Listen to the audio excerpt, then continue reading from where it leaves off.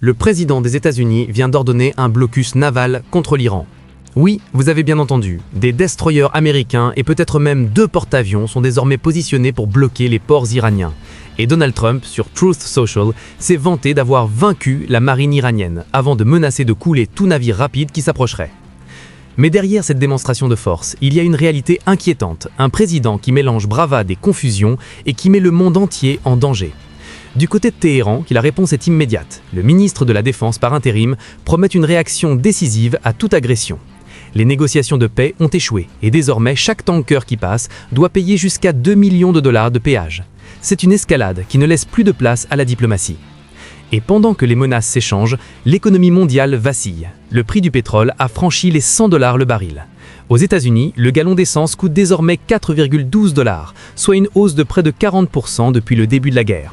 Les marchés boursiers chutent, les familles paient plus cher pour se déplacer, et tout cela parce qu'un président préfère les coups de menton aux solutions.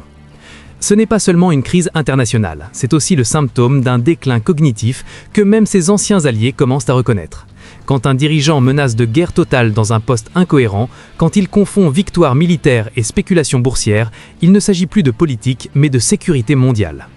Et le plus frappant, c'est le silence de son propre camp. Certains républicains murmurent déjà qu'il est temps d'envisager le 25e amendement, parce qu'au fond, même eux savent que ce n'est pas normal. Je vais être honnête, ce week-end, en discutant avec des amis, tout le monde disait la même chose. On est fatigué de vivre dans la peur d'un tweet ou d'un post qui peut déclencher une guerre. Fatigué de voir l'économie s'effondrer à cause d'un ego. Fatigué de devoir espérer que quelqu'un, quelque part, mette enfin un frein à cette folie. Alors oui, le blocus iranien est une nouvelle étape, mais c'est aussi un signal d'alarme. Et si même ses propres alliés commencent à douter, c'est peut-être le début de la fin.